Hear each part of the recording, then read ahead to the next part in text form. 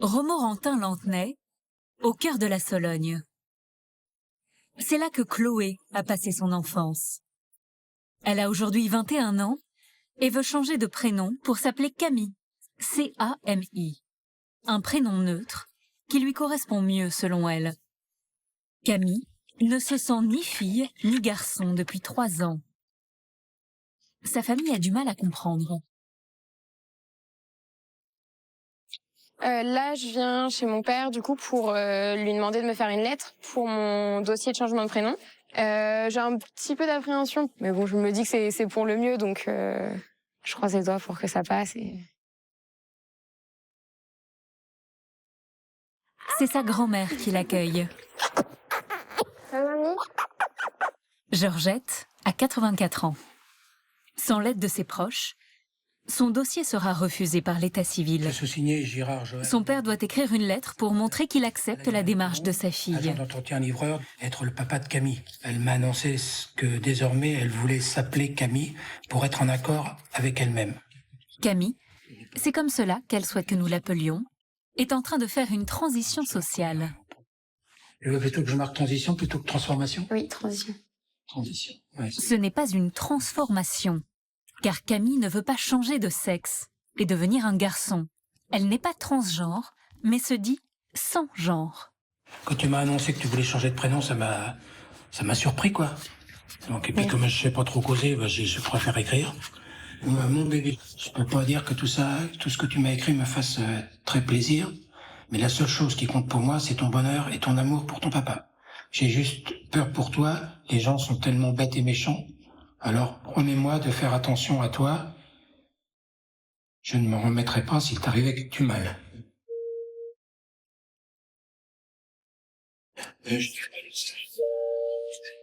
La famille de Camille s'inquiète de la réaction des autres. C'est ma petite fille.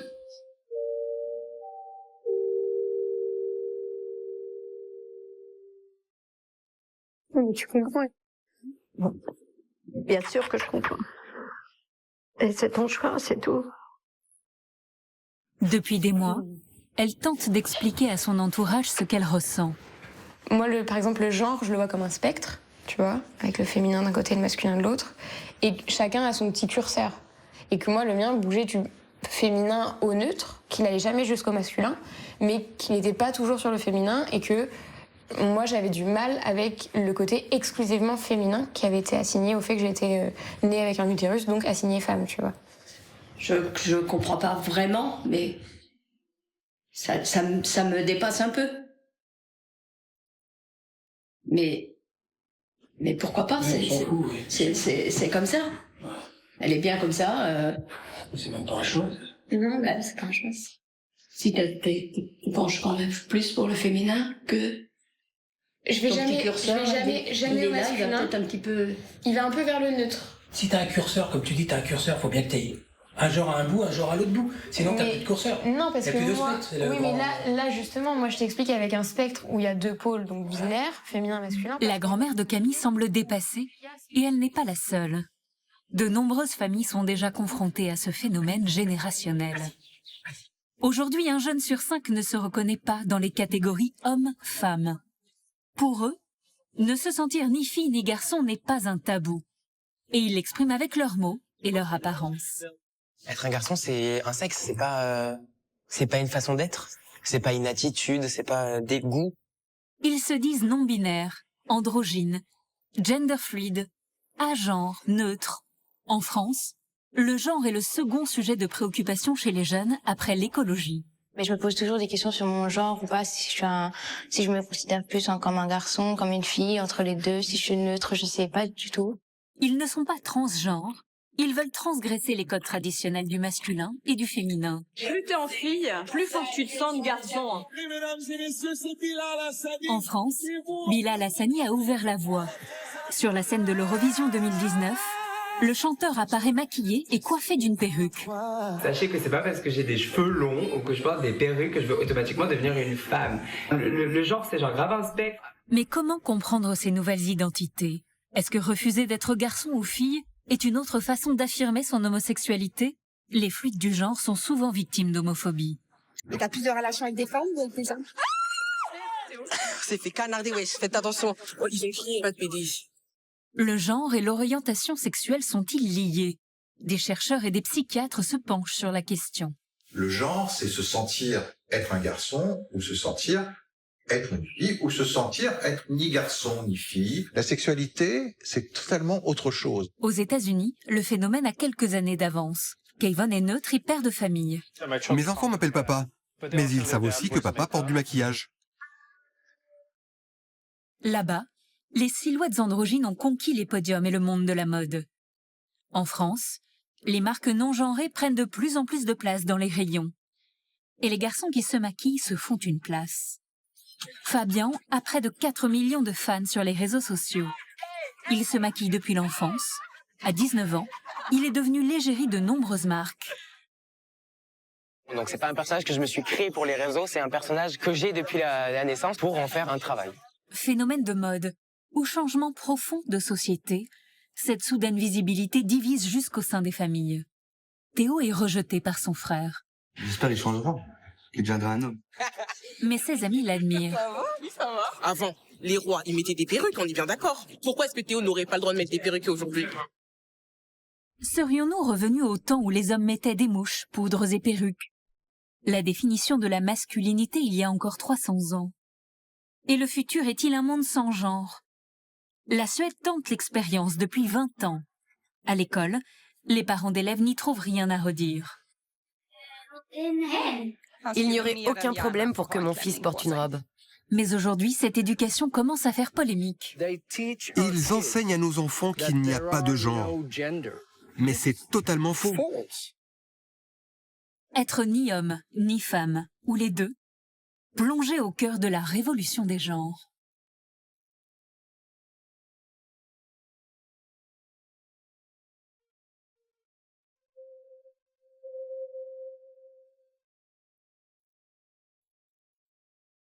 Montpellier.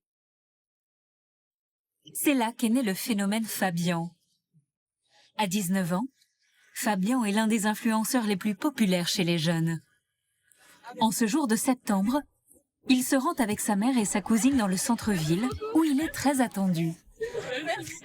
Il a prévenu ses fans qu'il serait à midi, et ils sont au rendez-vous. À peine arrivé, il est assailli. TikTok, Instagram, YouTube, près de 4 millions de personnes le suivent au quotidien. Son succès, il l'a construit en quelques mois sur Instagram.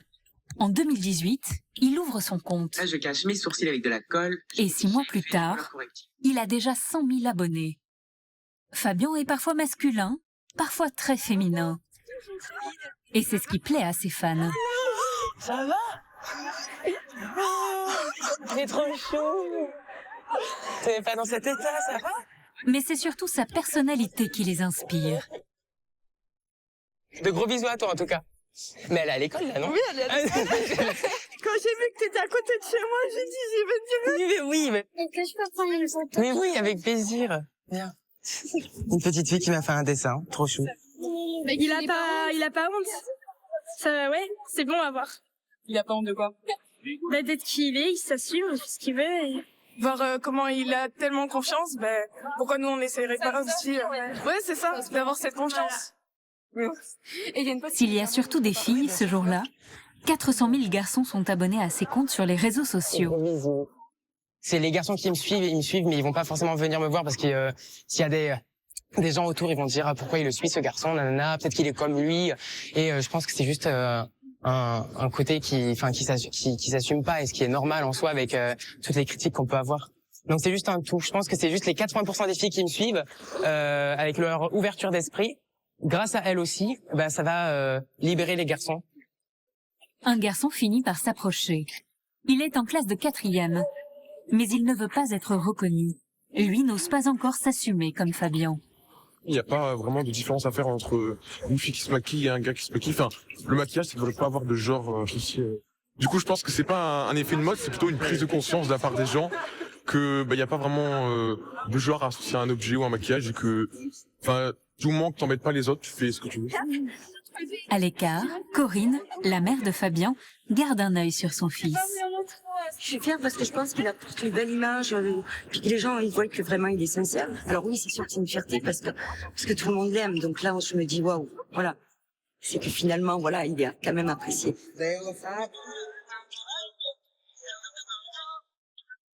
Moi, mon avenir, c'est toujours que la mentalité des gens évolue, hein, bien entendu, qu'on arrête avec ces codes de la société, puisque ça fait beaucoup de mal aux gens, aux jeunes, hein, surtout, parce qu'on va dire que les adultes, ils se sont ancrés dans ces codes, donc ils se sont habitués. Puis c'est des valeurs que j'ai envie de revendiquer justement à mes futurs enfants. Donc je pense que être un parent comme ça aussi ouvert d'esprit et puis exactement éduqué de la même manière que mes parents m'ont éduqué mes futurs enfants, c'est exactement ce que je veux. Donc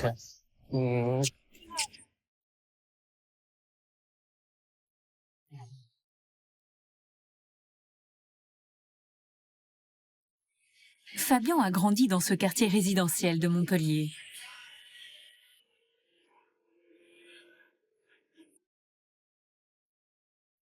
Depuis l'âge de 8 ans, il se maquille. Il a tout appris tout seul et s'inspire d'autres garçons comme lui célèbres aux États-Unis. Sans le prévoir, il est devenu l'un des porte-paroles de tous ceux qui veulent briser les codes du genre. Vraiment, je vois pas l'intérêt d'avoir mis des codes. Un garçon c'est comme ça, une fille c'est comme ça. Il y a aucun intérêt. Vraiment, moi je me retrouve pas du tout dans les codes d'un garçon. Si vraiment je dois me mettre dans les codes de quelqu'un, forcément je me retrouve plus dans les codes féminins. Être un garçon, c'est un sexe, c'est pas une façon d'être, c'est pas une attitude, c'est pas des goûts, c'est rien. C'est juste, voilà, c'est notre sexe quoi, c'est tout. Bon oui Loulou, j'espère que vous allez bien. Comme vous êtes en train de pouvoir le voir, je suis en train de faire un maquillage papillon.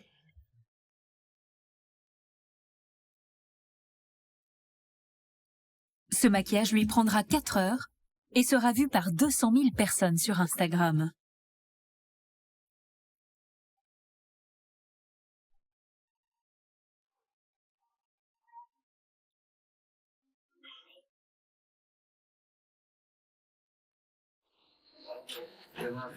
Hello!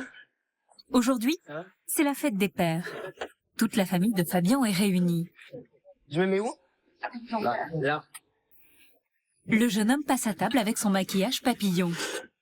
Allez, bon appétit. Hein. Bon appétit. Merci. Devant son père et son grand-père Joseph, 73 ans. C'est formidable, c'est trop beau. Merci. Et de toute manière, à chaque fois qu'il fait un maquillage, pour moi, c'est une étoile, c'est un tableau. Le père de Fabien est manutentionnaire. Qu'est-ce que vous voulez lui transmettre en tant que papa? C'est un garçon. Est-ce que vous avez envie de lui transmettre un peu plus de virilité? Non, pas du tout. Non, non. Je veux que ce soit son choix. Il est libre de ce qu'il a envie de faire, en fait. C'est le plus important, quoi. La vie est tellement courte. À quoi ça sert de lutter en soi-même, de se dire, je vais pas faire ça par rapport aux autres. Je vois pas l'intérêt, en fait. Je pense que si j'aurais pas eu des parents aussi ouverts ou même une famille aussi ouverte, je m'empêcherais parce que je voudrais, si par exemple le fait que je me maquille, ça les faisait souffrir, j'aurais pas voulu les faire souffrir. La famille de Fabien est plutôt classique. Alors le petit dernier sort un peu du lot. Moi, je veux pas dire que je suis macho, hein, loin de là. Hein. Mais bon, c'est vrai que un homme qui se maquille, pour moi, j'aurais dit ouais, ça fait pas trop masculin. Voilà, j'aurais vu dans ce sens-là. Voilà, ça aurait été ma critique. Alors, voilà. Mais en étant mon neveu, moi, ça m'a ouvert quand même les yeux. Est-ce que tu penses qu'il y a un lien le fait que t'aimes le maquillage et le fait que t'aimes les garçons, ou c'est deux choses complètement différentes? Je pense que c'est quand même deux choses complètement différentes. Après, j'ai pas envie de partir dans les clichés de si un garçon se maquille, il est gay. Donc ça c'est pas forcément le cas. Donc non. Après moi, bah voilà, je suis gay, je me maquille. Certes, on va dire que je rentre dans les clichés du coup un peu, hein. Mais non. Je pense qu'il y a, enfin pour moi il y a pas de lien quoi. C'est comme une femme qui a les cheveux courts, on va pas dire qu'elle est forcément lesbienne quoi. Donc, non, heureusement. Une femme qui a les cheveux courts n'aime pas forcément une autre femme. Ces nouvelles affirmations du genre sont-elles une façon d'assumer son homosexualité?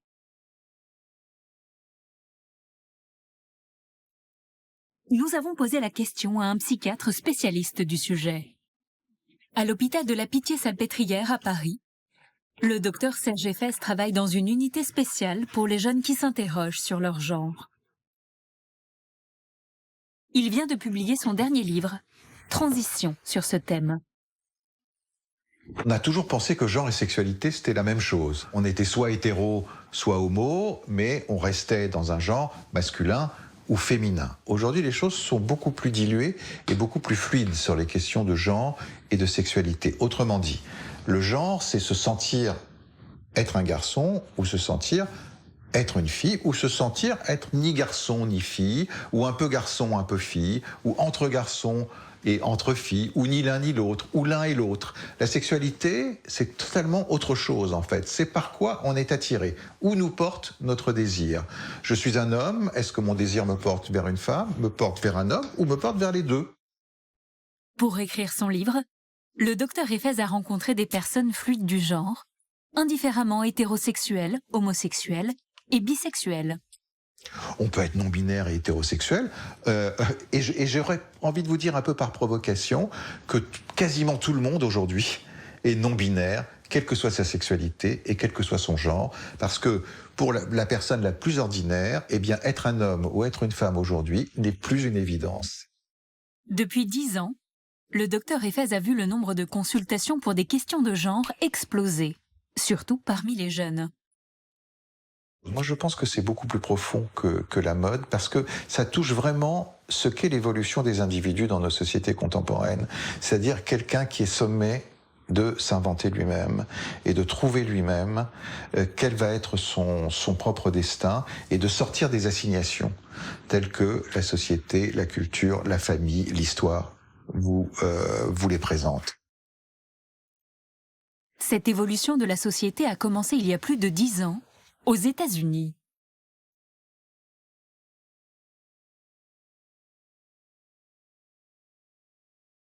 Ici, les personnes qui se disent ni hommes ni femmes se sont rendues plus visibles qu'en France. En anglais, on dit gender fluid, les fluides du genre, une catégorie qui refuse d'entrer dans une case et exerce son droit à la libre expression du genre. Comme Kayvon Zand, dans le New Jersey à côté de New York, marié, père de 2 enfants et gender fluide. Zara, viens là que je descende ton tutu. C'est qui ça? C'est papa! Oui, c'est papa. Il vit avec sa femme Anna, son fils Aslan. Je suis une sirène. Et sa fille Zara. C'est une sirène. Aujourd'hui, c'est Halloween et les enfants essaient leurs costumes. Elle changeait d'avis tous les jours pour son déguisement. Ça passait de sirène à danseuse étoile et ensuite sorcière.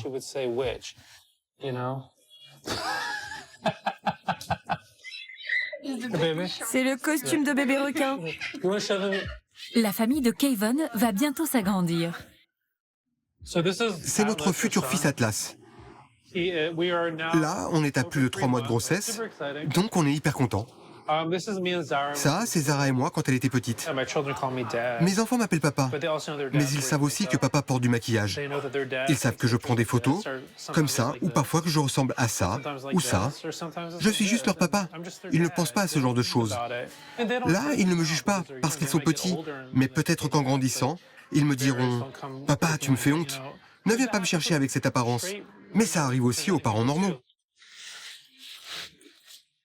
Kayvon est musicien et directeur d'une agence de mannequins. Et Anna, sa femme, est maquilleuse. Ils sont ensemble depuis 11 ans. Kayvon, acceptez-vous de prendre Anna comme épouse? Oui, je le veux. Quand ils se sont mariés en 2015, c'était plutôt atypique. J'ai tout de suite vu qu'il n'était pas dans une norme de genre.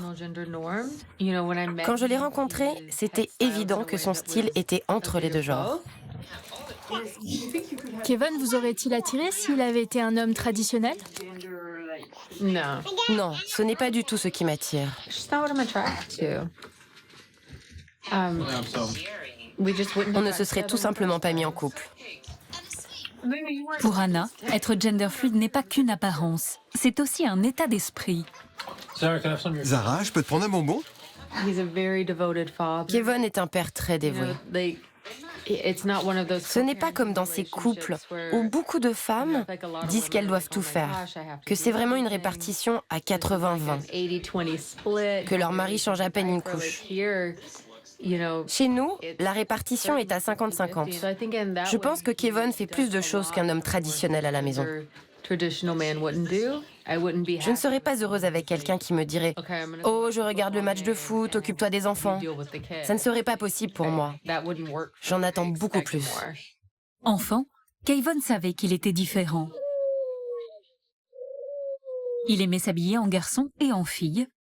Adulte, il refuse toujours de choisir. Certains jours, je me sens plus féminin. D'autres, je me sens plus masculin. Et mon style reflète ce que je ressens. Quand je me sens féminin, je lâche mes cheveux et je mets du maquillage. Et quand je me sens masculin, je me laisse pousser la barbe. Mais je peux aussi mettre des paillettes dans ma barbe et sortir dans la rue. C'est un peu comme la météo. Un jour il fait beau, un jour il pleut. Pensez à Prince ou David Bowie. Ils étaient très gender-fluides. Ils n'utilisaient pas ce mot à l'époque, mais ils mélangeaient le féminin et le masculin. Je ne porte pas de perruque ou de talons. Mes vêtements sont plutôt neutres. Mais il y a des éléments féminins et masculins. C'est ça qui me différencie d'un homme ou d'une femme.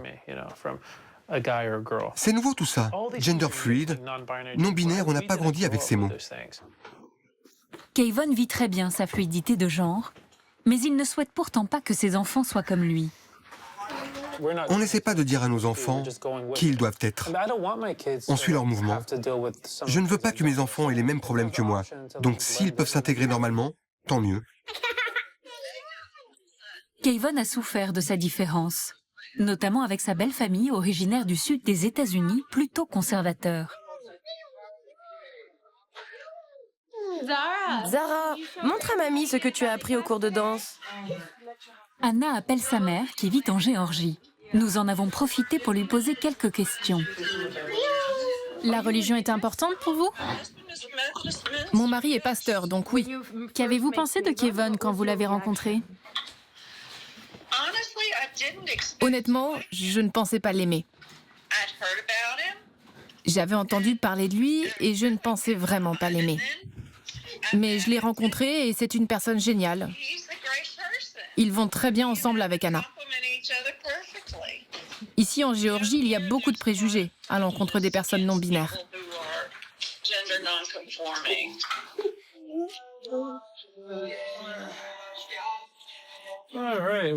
On est prêt pour Halloween. Si les proches s'y sont faits, cela met un peu plus de temps dans le voisinage. Un quartier classe moyenne, à côté de New York. Vous êtes prêts? Aslan, voilà ton sac. Mets ta capuche, chérie. Ah, regardez cette décoration d'Halloween. C'est trop cool. Ah oui, c'est trop beau. Pour fêter Halloween, les familles se retrouvent au parc. Bonjour, comment ça va? J'adore ce déguisement. Merci. Joyeux Halloween! Zara, regarde papa. Dis cheese. Kevin et Anna ont trouvé leur place au milieu des autres familles, même si leur style n'est pas accepté par tout le monde. Est-ce que vous vous êtes déjà senti jugé par les autres parents? Oh oui, bien sûr. Plein de fois, je me suis demandé pourquoi ils ne répondaient pas à mes textos, ou pourquoi ils ne voulaient pas nous voir. C'est drôle, parce que je vois une dame avec qui je me suis disputé, et l'une de ses amies s'est moquée de moi en m'appelant Madame Kevin. Mademoiselle Kevin de façon péjorative. Elle est juste là-bas, mais je ne vais rien dire. Alignez-vous là devant pour que nos juges puissent vous voir et rendre leur verdict. Aux États-Unis, si cette famille détonne, elle ne choque pas. Youpi! Ils te choisissent, Zara, vas-y. Tous les enfants sont magnifiques. Ah, voici les gagnants, super!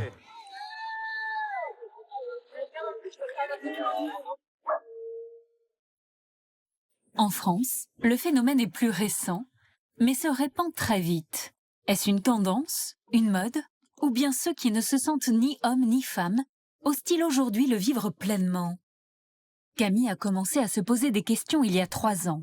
Elle ne parvenait pas à se sentir totalement fille, mais ne se sentait pas non plus garçon. Camille a grandi en Sologne. À cette époque, elle s'appelait encore Chloé. Camille a commencé à se poser des questions il y a 3 ans. Elle ne parvenait pas à se sentir totalement fille, mais ne se sentait pas non plus garçon. Camille a grandi en Sologne. À cette époque, elle s'appelait encore Chloé. La jeune étudiante attend toujours son nouveau prénom. Elle a déménagé à Lyon et elle y a trouvé l'amour.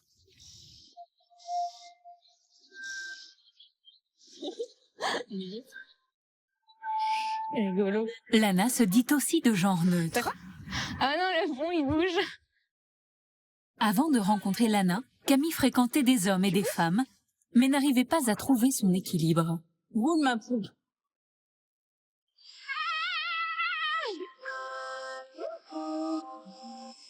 Je rigole. Tu peux te tenir son minou? Merci, maman.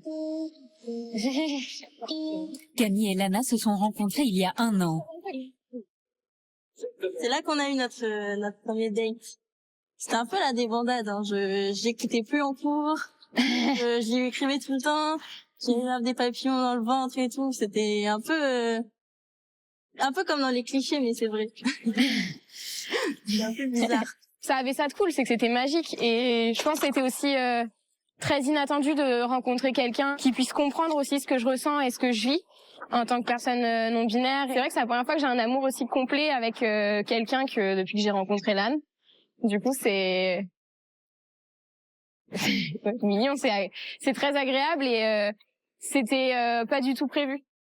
C'est la première fois que Camille est en couple avec une autre personne de genre neutre. Et tout semble plus évident, pour elle en tout cas. Pour moi, Lana, c'est ni mon mec ni ma meuf, mais genre c'est ma vie, c'est mon trésor. C'est mon sang. Parce que j'ai pas besoin genre de le genrer ou de le remettre dans quelque chose enfin une sorte de case de t'es mon mec ou t'es ma meuf ou pour en parler voilà des gens. Bon après c'est sûr que quand je le présente selon où j'en parle, par exemple quand je fais mes études, je vais pas dire bah ça c'est Lana, ma vie, mon trésor, ou peut-être les gens ils vont me dire un peu cucu, tu vois. Donc c'était Lana est née fille mais se définit comme personne sans genre depuis 1 an. J'étais persuadée que j'étais pas une fille, mais j'étais pas un garçon non plus. Mais en fait, comme je savais pas, je me disais, du coup, je suis plus partie dans le truc que je suis un garçon. Mais ça m'allait pas. Et en plus, j'en avais parlé à mes parents qui ont complètement paniqué. C'était le drame. Ils pensaient que j'allais faire une transition, que j'allais faire des opérations, j'allais prendre des hormones. Enfin, c'était la folie. Mais en fait, c'était pas du tout ça. J'avais pas du tout envie de ça. Ces identités de genre viennent-elles de l'évolution de notre société? Ou trouvent-elles racine plus profondément en nous, dans nos corps ou dans nos têtes?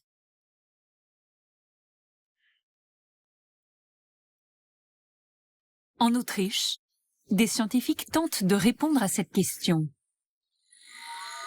À l'hôpital universitaire de Vienne, ils se sont lancés à la recherche des origines du genre dans le cerveau. Venez par là, s'il vous plaît. C'est une recherche unique au monde qui en est encore aux prémices. Toute une équipe de scientifiques analyse les cerveaux de femmes, d'hommes et de personnes transgenres.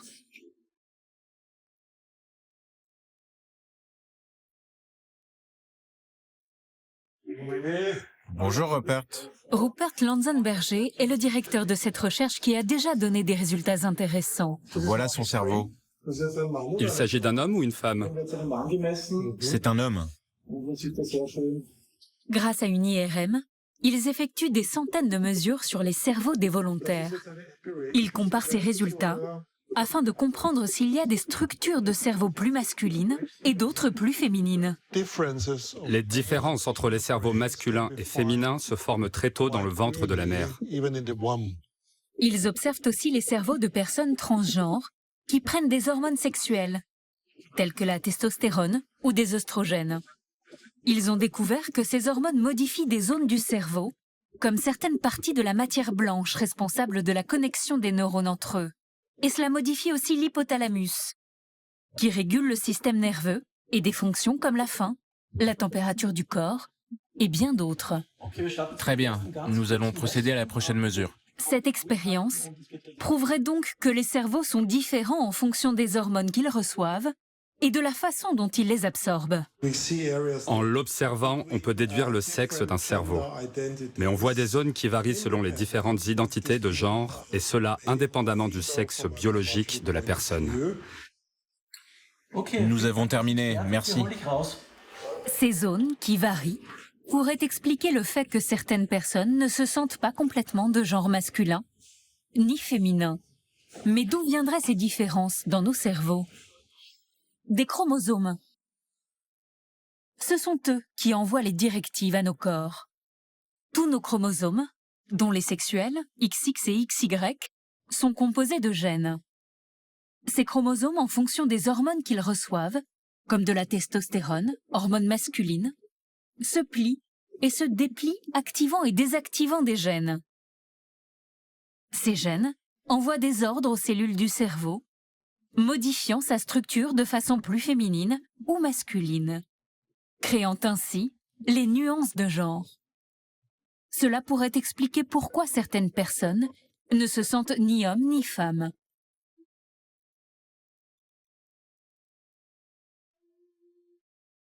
Mais le cerveau est un organe qui est aussi impacté par d'autres facteurs environnementaux et sociaux. Hommes, femmes, aucun des deux, la science avance. Mais qu'en est-il des mentalités ? Dans la campagne de Meaux, à 75 km de Paris, Théo a quitté son ancien quartier il y a 6 mois. Sa mère avait peur pour lui, à cause de son apparence. Théo a 15 ans et il aime être à la fois garçon et fille. Il habite dans cette petite maison avec sa mère. Tu peux me nettoyer la salade? Bah attends, faut retirer ça.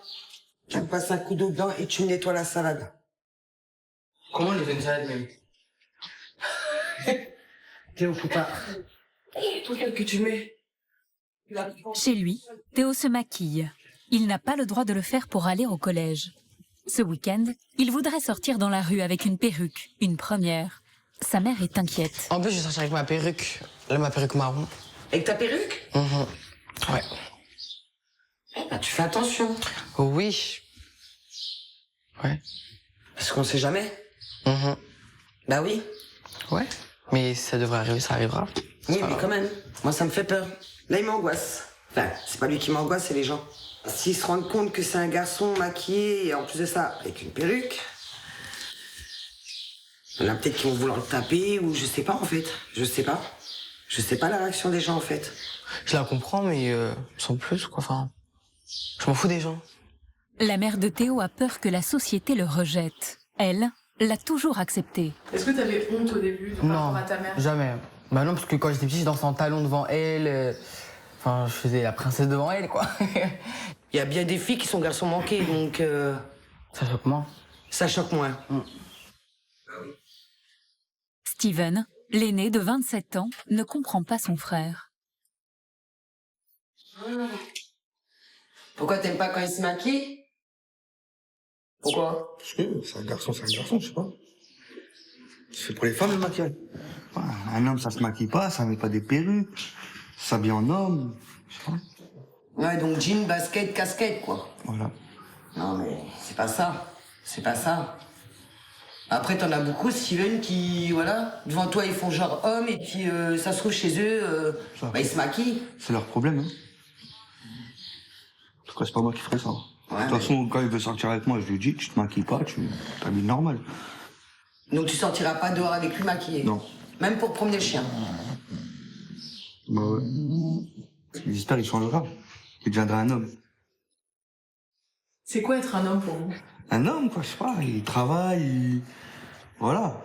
Pas de maquillage, pas de perruque. Pas de faux ongles. Mais, je sais pas, qu'il aime les trucs de garçon, quoi. Les motos, les trucs comme ça, les consoles. Vous avez honte? Un peu quand même, hein. Un peu, hein. Ce que dit ton frère, ça te touche pas? Non. Touché pour... Je m'en fous. Je m'en fiche parce que je vis pas pour les autres, donc je m'en fous en fait. Quand ma mère dans la rue, elle voit les regards, moi je les vois très peu. Hein. Le regard de son frère, des gens dans la rue, Théo a décidé de s'en affranchir. Lui ne voit pas le problème.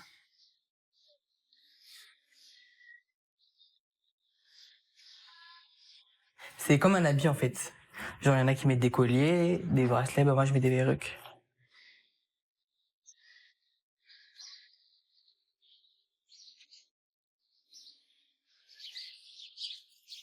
Aujourd'hui, Théo va retrouver une amie de son ancien quartier. Il ne l'a pas vue depuis 6 mois. Elle ne l'a jamais vue avec une perruque et autant maquillée. Théo veut lui montrer qu'il ose être lui-même.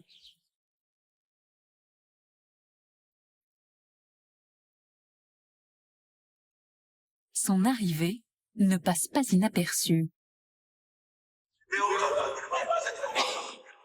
Théo, le petit, là! En tout cas, elle est plus fraîche que moi. Elle est plus fraîche que moi. Théo, t'es sérieux? Là, tu m'as fait peur, là! Son apparence de fille choque ses anciens voisins. Ouais, mais là, c'est ma pote. Mais dis-leur qu'ils viennent de bâtiment, donc quelle cité t'as grandi? Curieuse, une habitante essaie de comprendre. Et depuis quand t'as su que t'étais une femme? Non, je suis pas une femme, je suis un garçon, juste je mets des perruques. Tu vois Bilal Hassani? Bah, c'est moi. D'accord. Et t'as plus de relations avec des femmes ou avec des hommes? C'est-à-dire relation? Sexuelles? J'en ai pas. D'accord, t'es encore... Tout à fait. Pour l'instant. Et là, pour la première fois, tu t'imagines comment? Avec un homme ou avec une femme, justement? Ah, s'il va la vie, hein, je sais pas. Donc, une semaine, t'es un garçon. Si là, demain, t'as envie de te réveiller, tu vas être un garçon. C'est ça. Ça vous étonne de voir un garçon avec des perruques ici dans le quartier? Non, pas du tout, surtout quand elle est plus belle que moi. Il y en a d'autres, je pense, comme ça? Il y en a plein, c'est sûr, mais cachés. Hein. Mais pourquoi c'est dans un quartier comme ça, c'est bien vu Ah non, je pense que c'est... Non, c'est partout pareil. Hein. Ça fait peur. Hein. Là, ils sont choqués, là, les mecs. Dans tous les cas, qu'on soit normal ou comme ça, on est critiqué, donc je vais te dire... Voilà. Homme, femme, gay ou hétéro, elle a du mal à cerner Théo. Ça va? T'es fraîche, wesh? Bintou, son amie, n'est pas étonnée. Ça va? Oui, ça va.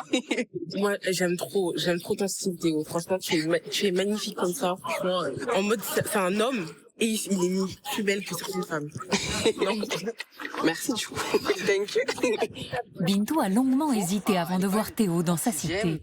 Et j'ai peur qu'il vienne ici et qu'il se fasse agresser parce que, soi-disant, un homme n'a pas le droit de se maquiller. Alors qu'avant, les rois, ils mettaient des perruques, on est bien d'accord. Les gens qui ont créé la France d'aujourd'hui mettaient des perruques. Pourquoi est-ce que Théo n'aurait pas le droit de mettre des perruques aujourd'hui? Non, mais je me dis, si je dois me faire frapper, ce sera le destin. Genre, et même c'est parce que je mets des perruques ou du maquillage que je suis pas un homme. Et j'ai la même force qu'un homme. Ça veut dire que même si t'es un homme, je te tape, tu vois. Enfin, voilà. Mec, c'est bon, ça va être compliqué. Ah, je les casse avant. Est-ce que c'est pas un peu de la provocation aussi? En fait, c'est juste pour montrer que je m'en fous d'eux et que je fais ma vie et que c'est la liberté, en fait. Ça veut dire que eux, ils arrivent en jogging, moi, j'arrive en perruque. Ok. Toi, tu t'appelles comment quand t'es en femme? T'as pas de Théo. Non. Pendant que Théo discute, plusieurs jeunes s'attroupent. Non, mais moi, j'ai... Les insultes fusent. La hystère. Depuis les fenêtres, des habitants envoient des œufs et du verre.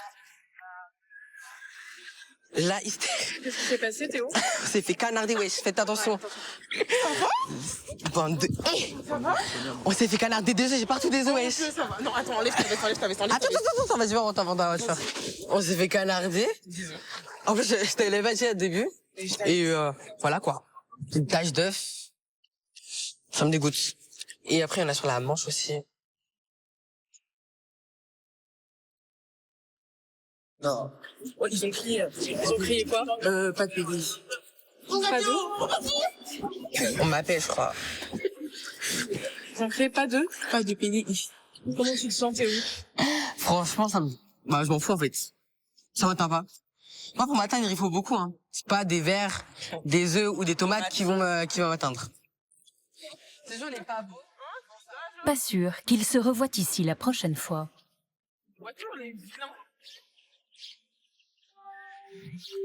Dans son village, Théo se sent isolé.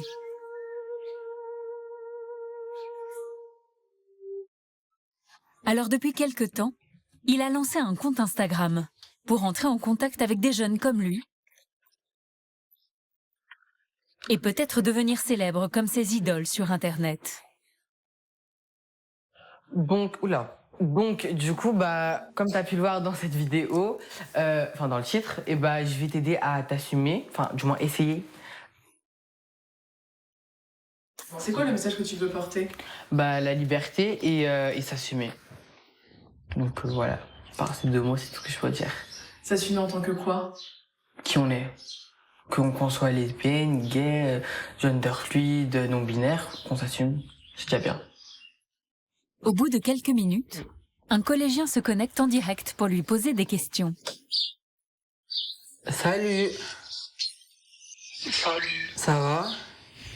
Ouais, ça va et toi? Il nous a demandé de modifier sa voix, de peur que ses parents le reconnaissent. Toi, t'as quel âge déjà?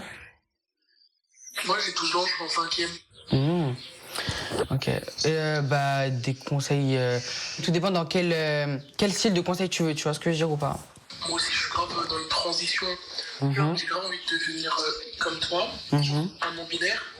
Mais j'ai vraiment grave peur du regard des gens et tout. Si t'es dans ce cas-là, je te conseille de d'abord avoir ton indépendance toi-même avant de l'annoncer à tes parents ou à tes proches. Pourquoi c'est important pour toi de les aider?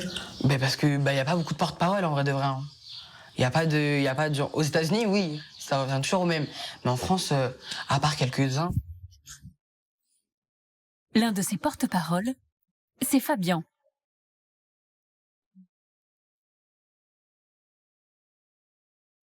Ce jeune influenceur aux 4 millions d'abonnés a créé une communauté autour de son message. Tout est allé très vite.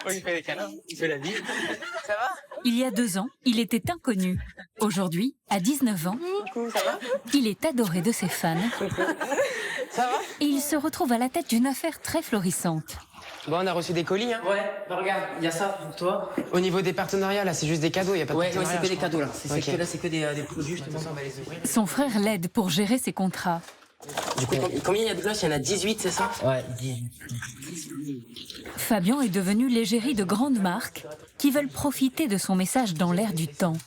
Chaque semaine, il reçoit des colis pour des centaines d'euros. J'espère que tu vas bien. J'ai le plaisir de te faire découvrir quelques nouveaux produits de notre marque. Donc bon, attends, c'est quoi ça? Sephora présente. Fabien travaille avec une vingtaine de marques, dont Sephora, La Roche-Posay, Vichy et même le chocolat Milka. Alors jamais dans ma vie je me serais dit que j'allais être en partenariat avec la marque Milka. Donc là tout en haut en fait c'est les produits pour les yeux. Hop.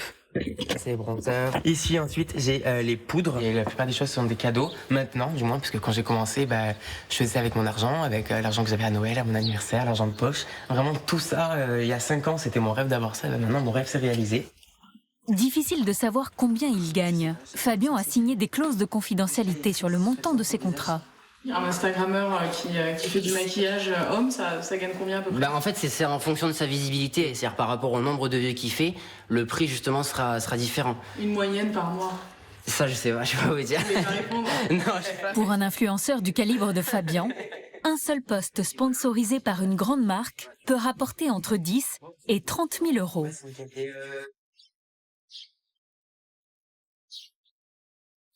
Un succès fulgurant auprès des jeunes, qui lui vaut d'être très courtisé.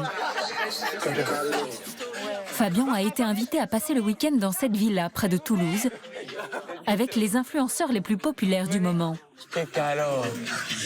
Attention! Plusieurs d'entre eux se disent aussi gender fluide ou non-binaires. Quand ils sont rassemblés comme ici pour publier des vidéos, ils touchent plusieurs millions de fans et augmentent encore leur notoriété. Nos abonnés vont voir qu'on est ensemble, qu'on est en train de profiter à la piscine, etc. C'est des vacances-travail, c'est-à-dire qu'on profite, mais ça reste quand même notre boulot parce que ça reste les réseaux sociaux, montrer notre bonne humeur, comme quand on s'amuse, etc. À l'initiative de ce week-end, Max, leur manager. T'as envoyé les photos à la marque? Il faut te dire. Faudrait que je les envoie d'ailleurs. Je les ai pas. Son agence a dépensé 4 000 € pour les réunir dans cette ambiance fun et détente. Une stratégie bien rodée pour garantir le succès de ses poules aux œufs d'or. Plus ils font de vues, plus les tarifs vont augmenter pour la marque. Moi, la marque, elle va me demander combien ils font de vues. Bah forcément, quand ils sont réunis tous ensemble, ils peuvent doubler leurs vues, voire tripler des fois. Pourquoi? Parce qu'ils sont tous ensemble, donc ils sont tous mis en avant. Ils se notifient tous. Plus ils se notifient, plus les vues augmentent. Donc en fait, c'est business. Moi, je vais y aller après. Cet ancien programmateur de consoles de jeux a trouvé le bon filon. En voyant le succès du mouvement Gender Fluid, il a décidé de tout miser sur ces jeunes. Finalement, un influenceur comme Fabien ou comme Mathieu, ça vaut de l'or aujourd'hui. Ah, clairement, oui. Clairement, oui. Ça, c'est sûr que leurs audiences, etc., font que, oui, ils peuvent avoir des contrats en or, et ils peuvent gagner très bien leur vie, et les marques ont tout intérêt à travailler avec eux. Avec nous, du coup. En ce moment, les influenceurs non-binaires sont les plus prometteurs. Yes. Tu veux faire quoi? Comme Mathieu, 19 ans, alias Kenny, son nom d'influenceur. Tu veux la faire où? Ok. Il a rejoint l'agence de Max il y a 6 mois. Et grâce à son style gender fluid, à la fois fille et garçon, il est déjà suivi par 200 000 personnes sur Instagram. 3, 2, 1. Avec le paysage, c'est trop beau, on dirait le ciel, il est rajouté. Ça rend trop beau. Ah ouais, de ouf. Celle-ci, j'adore. Oh. Là, tu mets une bonne musique en fond. Pour la story Insta, genre, ça peut être trop beau. Combien de personnes vont voir cette photo? Si je la mets en story, entre 10 à 15 000 personnes qui la voient. Plus ils sont célèbres sur les réseaux, plus les marques se les arrachent pour qu'ils représentent leurs produits. Quand on est influenceur, c'est plutôt bien pour le business. Voilà, c'est ça, exact. De surfer sur la vague non-binaire. Les marques savent très bien qu'on va faire beaucoup plus de vues et beaucoup plus de ventes. T'es vraiment comme ça ou c'est un personnage que tu t'es créé du coup? Donc c'est pas un personnage que je me suis créé pour les réseaux, c'est un personnage que j'ai depuis la naissance, on va dire, et que j'ai développé pour en faire un travail.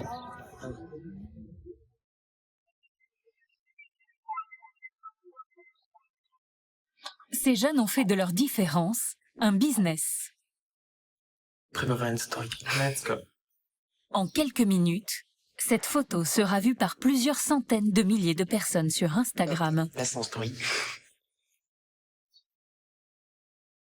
Cette vague populaire sur les réseaux sociaux est telle que la mode a commencé à s'en saisir. En France, depuis quelques années, la mode unisexe envahit les vitrines des grands magasins. Les mannequins androgynes sont partout, dans les campagnes de pub et sur les devantures des boutiques. Le marché est colossal. Il a fait un bond de 52% l'an dernier. On peut trouver tous les produits en version mixte. Printemps Haussmann, l'un des plus grands magasins parisiens. Chaque année, 70 millions de clients viennent y acheter les derniers vêtements à la mode. Celle qui les choisit, c'est Claudine Véry, la directrice du bureau des styles depuis 10 ans. Ce matin, elle prépare la prochaine saison avec l'un de ses acheteurs, Léo. Tu sais, je pensais on pouvait se mettre plein de petites chemisettes, parce que ça revient beaucoup à l'homme, mais à la femme aussi, des petites chemisettes comme ça. La mode gender fluid a pris une telle ampleur qu'elle envahit les rayons. Et cette année, le Printemps a créé une catégorie mixte sur son site d'achat en ligne. Les mannequins sont androgynes et un même vêtement peut être porté par un homme ou par une femme. Voilà, c'est une marque par exemple qui présente ses collections à la fois sur des hommes et sur des femmes. Il y a même plus de distinction en fait de genre et on voit bien par exemple sur l'étiquette il y a marqué unisexe. J'aimais bien ça, ton body masculin, féminin. Masculin, féminin. L'histoire, c'est que les gens s'en rendent pas compte en fait. C'est quand on en parle de cette façon-là que tout le monde se dit ah bah oui bien sûr les garçons ah bah oui j'ai un cabas, les filles oui je porte des Rangers. C'est devenu on va dire une normalité. Puis je pense que c'est moins une tendance aujourd'hui, ça devient plus quelque chose qui est normalisé dans la société. Et comme d'autres sujets, je sais pas, je pense au développement durable ou ce genre de l'inclusivité, le genderless et tout un tas de sujets en fait qu'on retrouve dans la société, qui sont de plus en plus importants pour les clients, mais les jeunes générations aussi. Et donc c'est évident qu'il va y avoir des marques qui vont prendre le pas sur ces sujets. Ces vêtements unisexes sont achetés par des clients de tous les âges. Cette vague androgyne dans la mode a commencé aux États-Unis.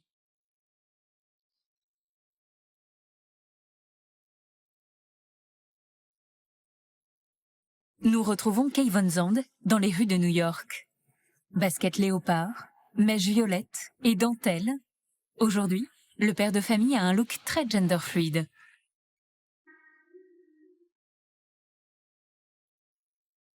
Quand la demande pour les mannequins androgynes a explosé il y a 10 ans, Kay Von a eu l'idée de lancer son agence spécialisée dans ce type de profil très particulier. Il a rendez-vous chez une créatrice avec l'une de ses mannequins pour un essayage avant un défilé. Bonjour. Bonjour. Je m'appelle Kevin. Il l'a repérée il y a quelques mois. Ali a 30 ans. Elle ne se sent ni homme ni femme. Elle découvre aujourd'hui la tenue dans laquelle elle va défiler. Alors Ali, tu es prête à la voir? C'est un petit peu différent de ce qu'on avait convenu. C'est assez ajusté. Ali débute dans le métier, alors Kayvon l'accompagne pour s'assurer que tout se passe bien. C'est beaucoup plus féminin que ce que tu portes d'habitude. Comment tu te sens, Ali? Les vêtements comme ça me paraissent plus féminins. Oui, bien sûr. Si on enlève la veste, ça peut être une combinaison pour femme. Oui, exactement. Moi, je pense que ça va très bien t'aller. Shao est la fondatrice de la Tailorerie, une marque de couture new-yorkaise. C'est un jeu d'équilibriste pour cette styliste, car avant l'essayage, Ali l'avait prévenue qu'elle ne voulait pas d'une tenue trop féminine. Quand je crée des tenues pour des personnes non-binaires, je fais attention à ce qu'ils se sentent à l'aise et que le vêtement leur permette de refléter ce qu'ils sont. Mais je repousse toujours un peu les limites. Oh, tu es magnifique! Je savais que ça tirait bien. C'est magnifique. C'est ajusté sans être trop. Je pensais que ce serait trop serré autour de mes hanches, mais c'est parfait. Ali est très attentive. Elle ne veut pas que les vêtements marquent trop son corps féminin. Je n'essaie pas de cacher mon corps, mais il y a des parties que je ne veux surtout pas mettre en avant. Par exemple, à certains moments du mois, je peux avoir plus de poitrine et plus de forme, et je n'aime vraiment pas ça. Donc, je peux mettre en avant ou au contraire masquer certaines zones de mon corps grâce aux vêtements. Surtout ma taille et ma poitrine. Je ne me reconnais pas en tant qu'homme ou en tant que femme, mais je me sens connectée à certains aspects de ma féminité. Ça fluctue tout le temps. Ce n'est pas quelque chose de fixe. Tu nous fais une démonstration? Ah, tu veux que je te montre? Le défilé aura lieu le lendemain. Magnifique, j'adore.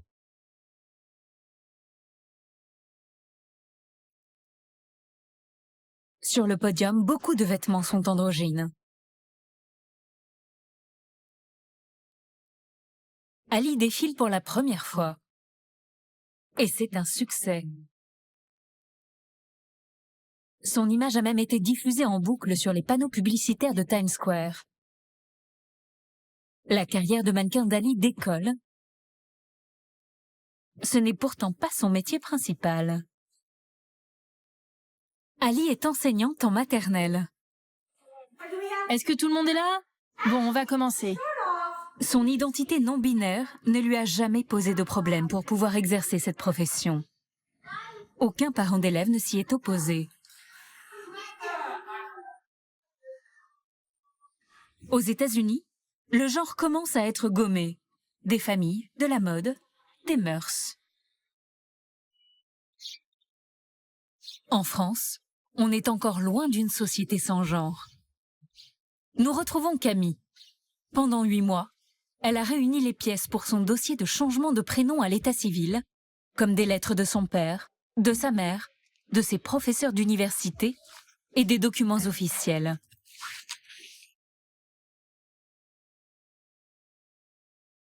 À Romorantin-Lanthenay, son nouvel état civil a enfin été accepté. Camille a rendez-vous à la mairie pour faire refaire ses papiers d'identité avec son prénom neutre. Son papa, Joël, l'accompagne. Je le fais parce que j'ai vraiment besoin, je le fais pas par fantaisie et c'est vraiment une nécessité pour moi, sinon je l'aurais pas fait parce que c'est quand même beaucoup de temps, d'investissement, d'énergie et si j'en avais pas besoin, je le ferais pas, quoi.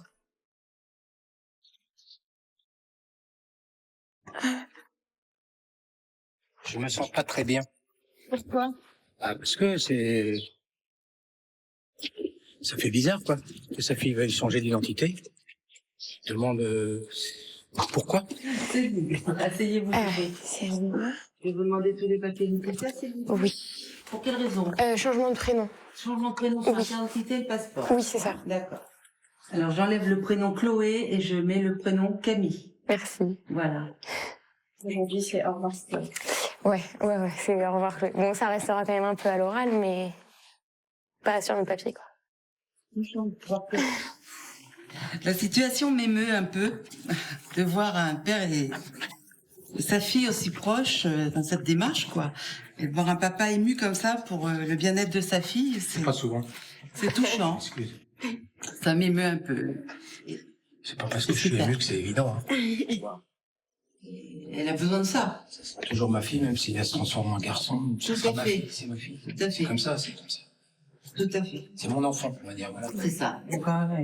Comme ça. Au revoir Chloé. En revanche, le madame est toujours bien là. Nous allons prendre des empreintes maintenant. Votre main droite, vous commencez, vous placez vos 4 doigts comme ceci.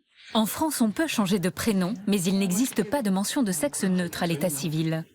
Ça me dérange pas qu'on m'appelle madame parce que je me reconnaîtrais pas plus si on m'appelait monsieur, donc madame, ça me dérange pas. En fait, parce que je comprends, vous voulez un prénom neutre. Oui, voilà, c'est ça. Qui ne fasse pas la distanciation. Non. Un prénom féminin. Ouais, c'est ça. Voilà, et un prénom masculin, quoi. Voilà. C'est la première fois que je le vois, et je vous dis sans changement de sexe. Changer de prénom uniquement pour dire, voilà, je suis pas Jonathan, je suis pas Sylvie, je suis, voilà, je suis neutre. Camille va maintenant pouvoir changer de prénom officiellement, à l'université, à la banque, chez le médecin. Ok. Merci beaucoup. Voilà. Ça y est, c'est officiel. Voilà. Cool. Bonne journée, bon courage. À bientôt. Au revoir. Au revoir. Ça y est, c'est fini le bébé. Ouais. Le changement de prénom de Camille a été un long processus.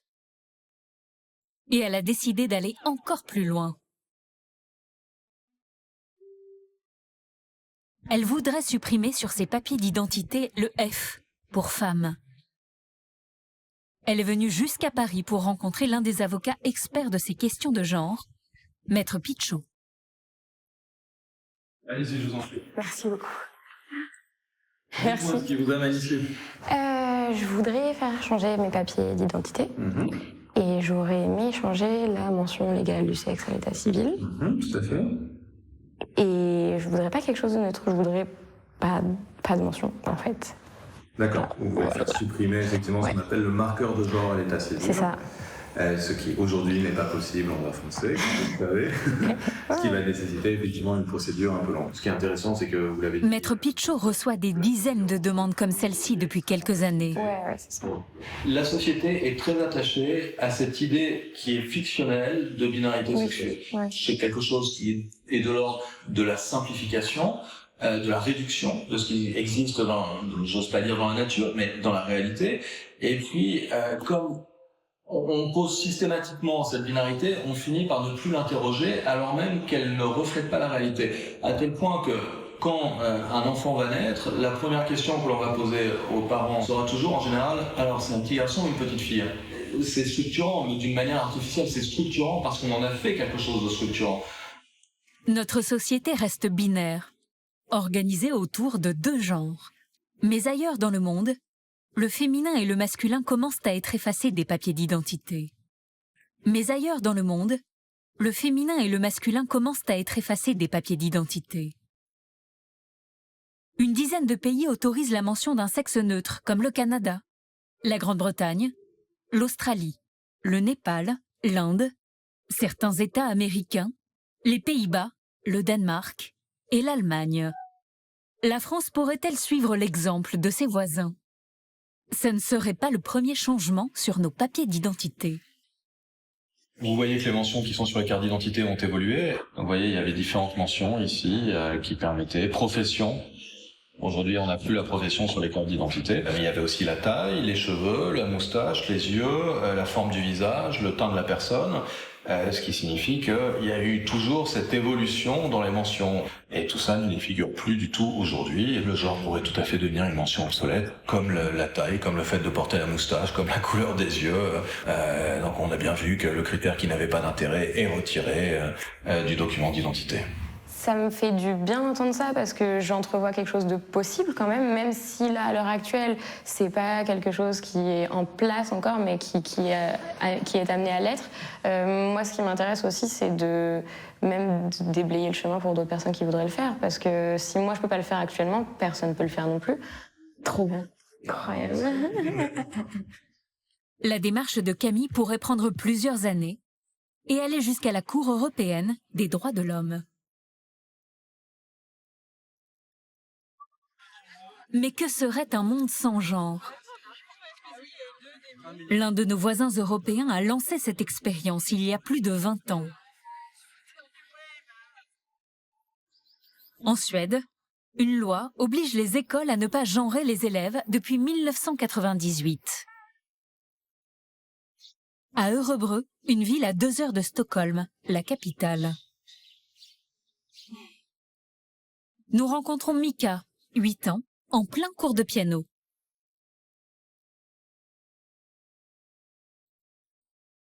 Elle est douée, vraiment très douée.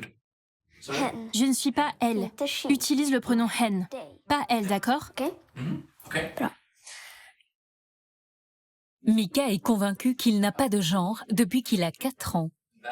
Il veut qu'on l'appelle hen en suédois. C'est un pronom neutre, ajouté au dictionnaire en 2015.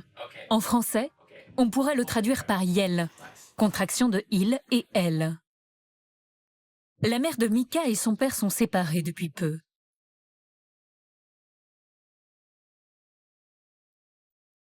Cette semaine, Mika et son petit frère Nico sont chez leur père. Pardon, chérie. C'est un grand jour. Mika va se faire couper les cheveux pour la toute première fois. Il y a beaucoup réfléchi. Tu peux dessiner pendant que je te coiffe.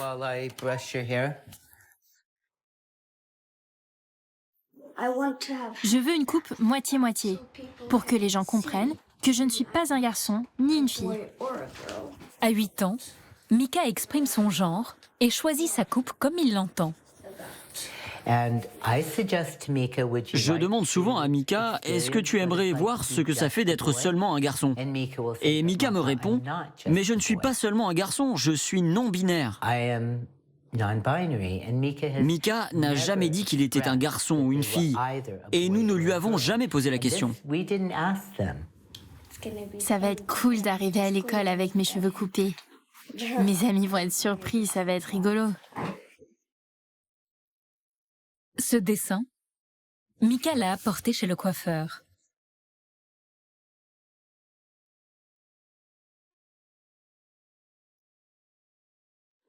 Voilà ce que je veux.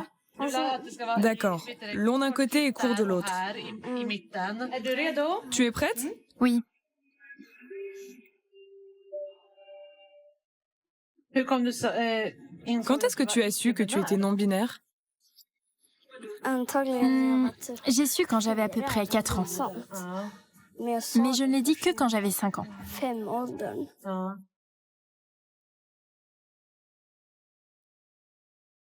Mika se transforme peu à peu. C'est trop beau, Mika. Et je n'ai plus qu'à coiffer qu'un seul côté maintenant. Pour la première fois, le garçon en Mika apparaît. Tu ne restes pas tout, hein? Non, non, je prends le tout petit rasoir. Ça chatouille. Tu te sens plus comme un garçon? Oui, un peu plus qu'avant. Maintenant, je me sens un peu plus comme moi-même. J'adore. Enfin, entre filles et garçons, Mika semble plus léger. Ça te plaît? Oui, beaucoup. Vraiment? Oui. Le lendemain matin, en arrivant à l'école, Mika a hâte de montrer sa nouvelle coupe à ses amis. Qu'est-ce que vous pensez de la coupe de Mika? C'est trop joli. Trop cool. Tout le monde a fait de grands yeux quand elle est arrivée à l'école avec la moitié de la tête rasée. On doit aller en cours. La nouvelle coupe fait l'unanimité.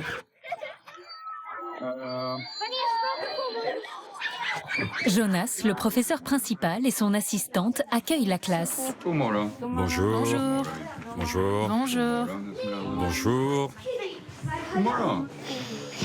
La loi suédoise oblige les écoles à gommer toute mention de genre au sein des établissements. Bonjour, chers élèves de la classe 3. Bonjour, cher maître de la classe 3.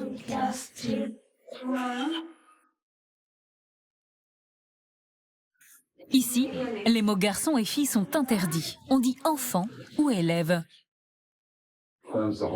Aujourd'hui, nous allons commencer par un cours de biologie. La biologie, ça parle des animaux, des humains.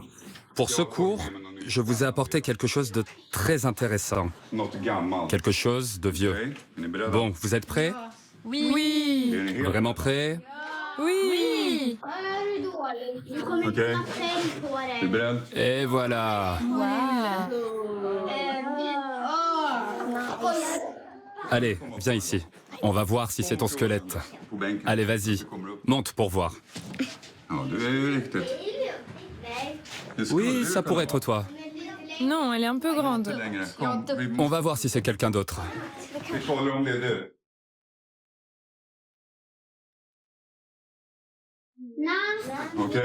Bon, ce n'est pas Mika.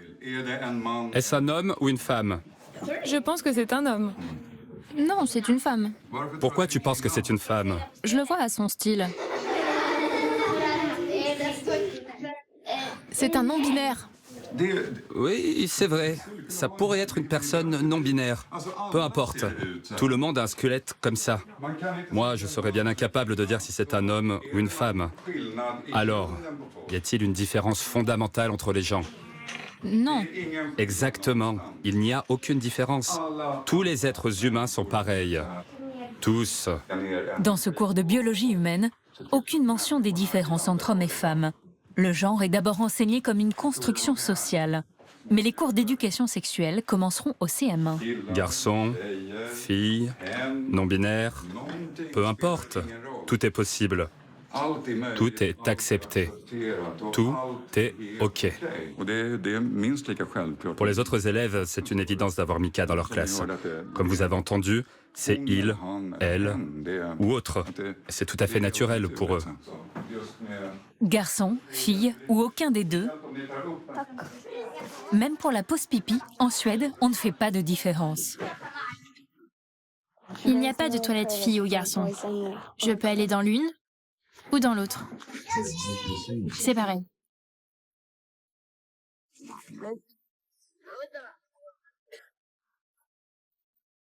Après le déjeuner, c'est l'heure du cours préféré de Mika, le sport. Allez vous changer et rassemblez-vous sur le terrain de sport. C'est à l'occasion du cours de gym que l'on rencontre les seules mentions de genre de tout l'établissement. L'école non genrée s'arrête à la porte des vestiaires. Il reste quelqu'un?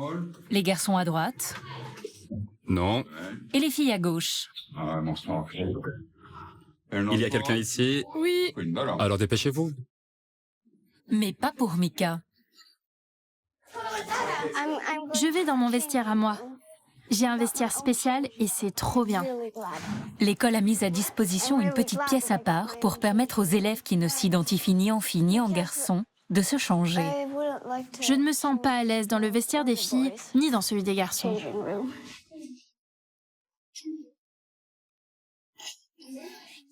Qu'en pensent les parents?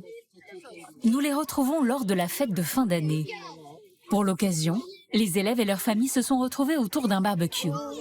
Marshmallows, saucisses, tous célèbrent le début des vacances. Et voilà, maintenant on a les hommes au barbecue. Oui, moi je suis là pour apporter un peu de beauté féminine. C'est ça. Je suis là pour le plaisir des yeux. Les parents plaisantent autour des clichés de genre, mais quand on leur pose la question sur l'éducation de leurs enfants, ils prennent le sujet très au sérieux. Billy et Sarah sont les parents de Vidar, le petit garçon aux longs cheveux blonds. Ça nous est arrivé au restaurant où les enfants peuvent avoir des jouets qu'on nous demande « Est-ce que c'est un garçon ou une fille ?» Et nous répondons toujours « C'est un enfant ». Hélène est la maman de Mans. Il n'y aurait aucun problème pour qu'il porte une robe, au contraire. Il en a déjà porté plusieurs fois. Esther est la mère de Lilou, qui a 2 ans. J'essaie de leur ouvrir toutes les portes. De leur montrer qu'on peut jouer avec des poupées ou avec des voitures. J'essaie vraiment de ne pas genrer mes enfants. Marcus est le papa d'Ylva. J'essaie de faire attention, mais elle n'aime que les trucs de filles. C'est pas facile. Ses parents suédois ont tous le même but, élever leurs enfants de façon la plus neutre possible. Certains adolescents de l'école sont d'ailleurs ouvertement de genre neutre, comme Signe et Kim. C'est notre dernier jour, donc on est un peu triste, forcément. On est tous très proches dans la classe. Ces jeunes ont fini le lycée et disent s'être épanouis avec cette éducation non genrée. Mais est-ce le cas de tous les élèves ?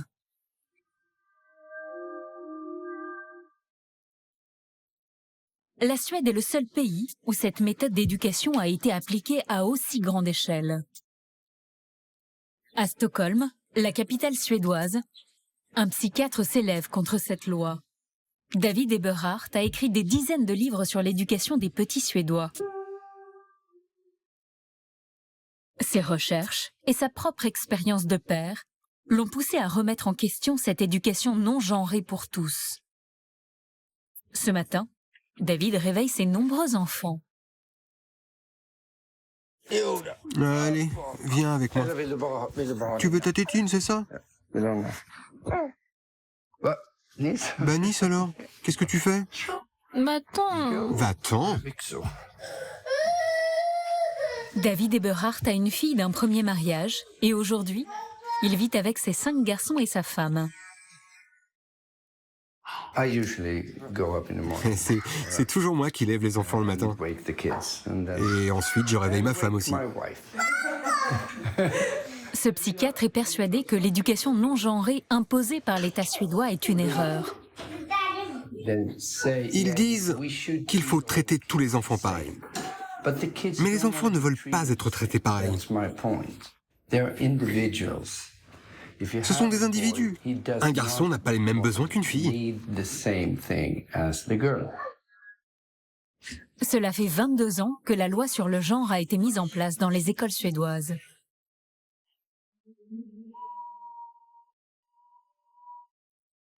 David Eberhardt s'intéresse aux effets de cette méthode sur les jeunes de la première génération à avoir été élevés sans genre, comme Cornelia, sa fille aînée, et son ami Philippe, qui ont tous les deux 21 ans aujourd'hui. À l'école, est-ce que vous avez eu des cours de biologie sur la différence entre les hommes et les femmes?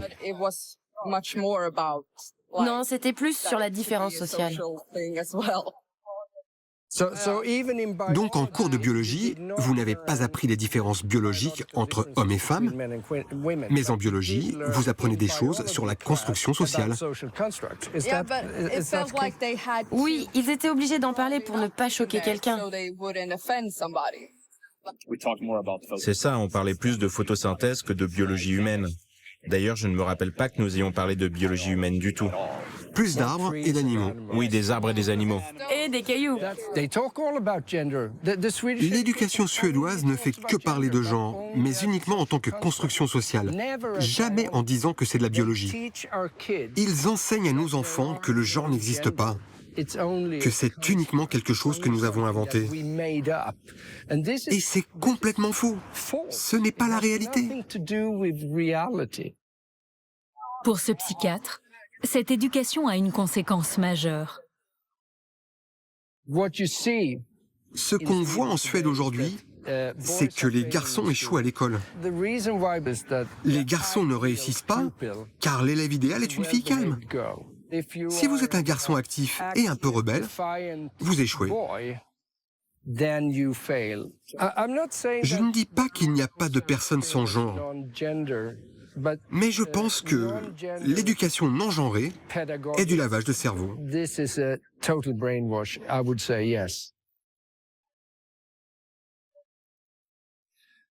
Parce qu'il critique l'éducation non genrée, David Eberhardt est très polémique en Suède.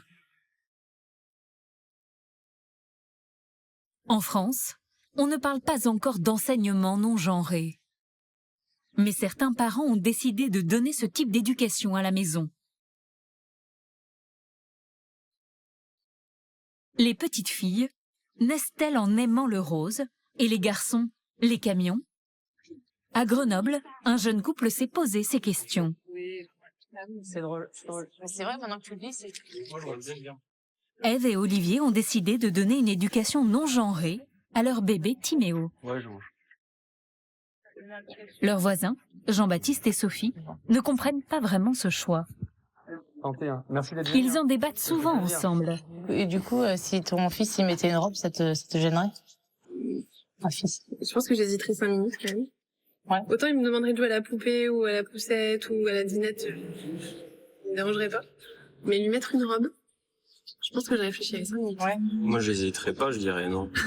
C'est vrai? Ouais, complètement. Et tu dirais non, genre non, juste non ou non, mais pas pour lui ou pour moi, mais plutôt le regard des gens en fait.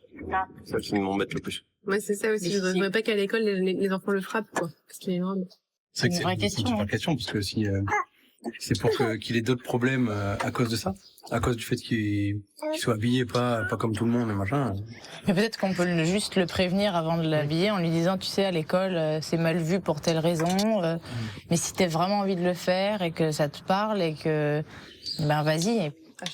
Au fait, moi je le prévois. Un petit garçon en robe ou qui joue à la poupée, cela risque-t-il de le perturber?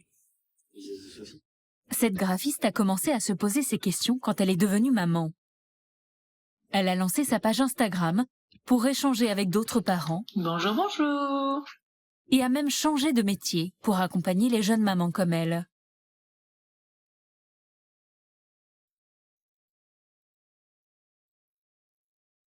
Après le déjeuner, Ève fait des courses pour trouver un jouet pour Timéo.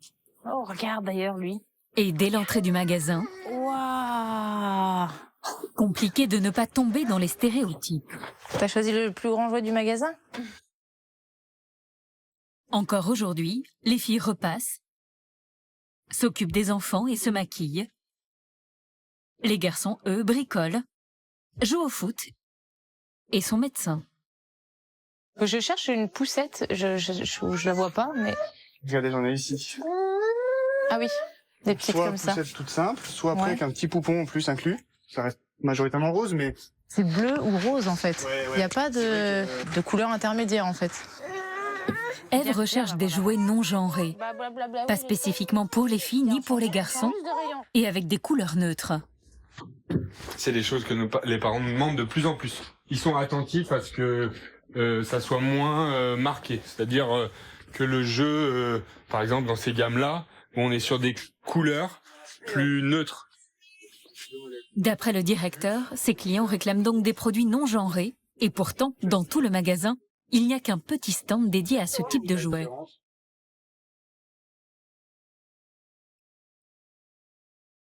Qu'est-ce que tu veux? Pas facile pour Ève de trouver des produits neutres pour son bébé.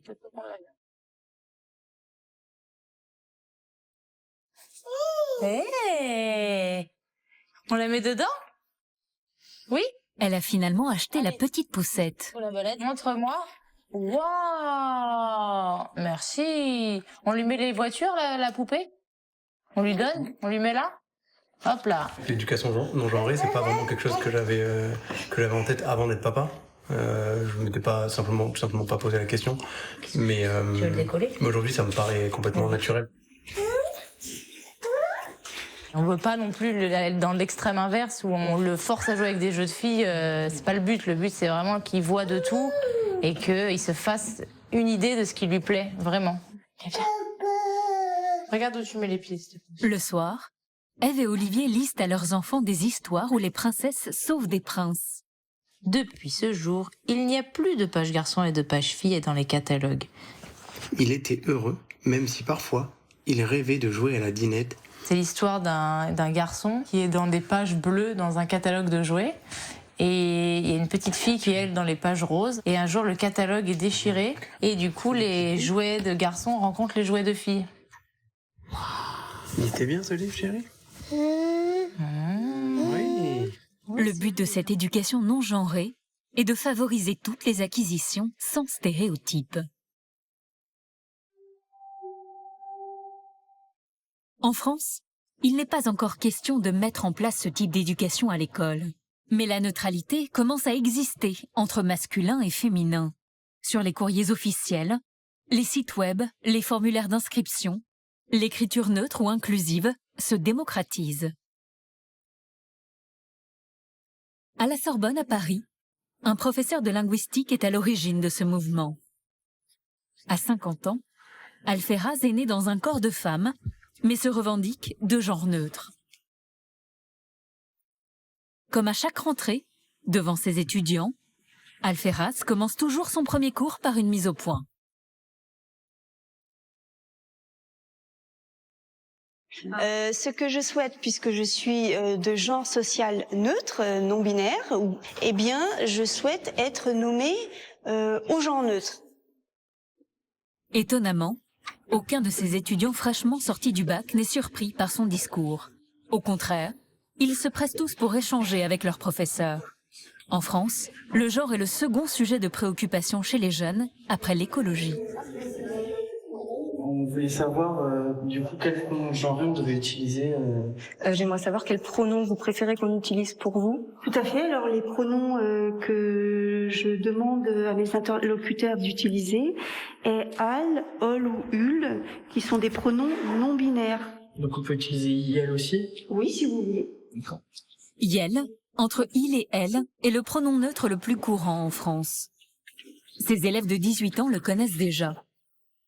On va dire les mœurs évoluent en fait. On peut se dire si un jour je change d'identité ou que je me rends compte que je suis plus un homme cisgenre, je peux aller voir mon professeur et lui dire j'aimerais bien avoir ce pronom-là ou même ce prénom-là. Donc c'est rassurant pour vous? Oui, c'est rassurant.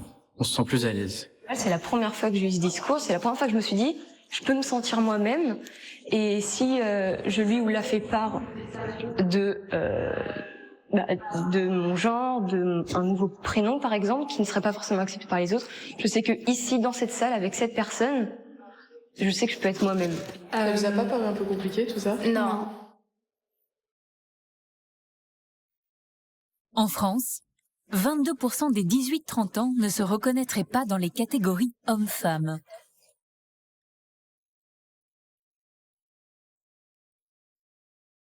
Alferraz a commencé à se sentir ni femme ni homme à l'adolescence. Mais dans sa génération, il n'y avait ni mots ni mode. C'était tabou.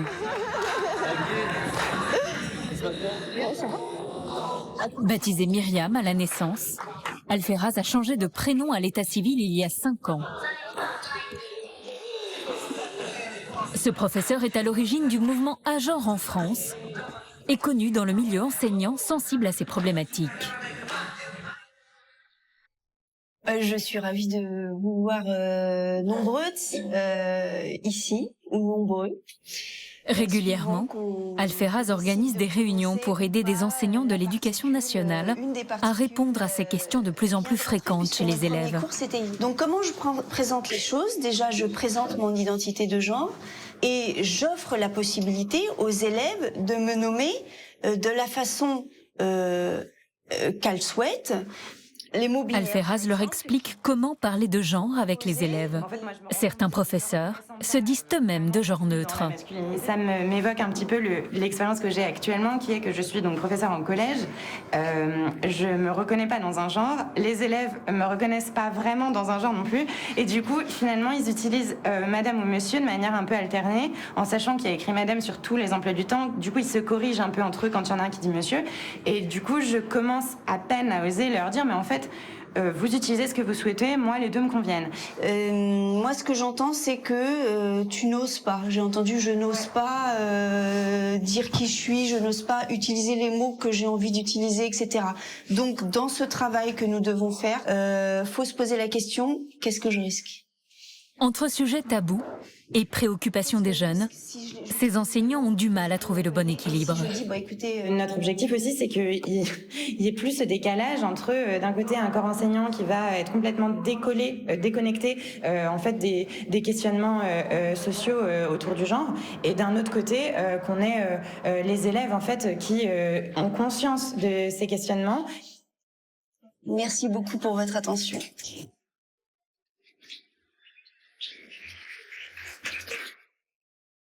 Les changements, ce sont ces jeunes qui les portent jusque dans les écoles.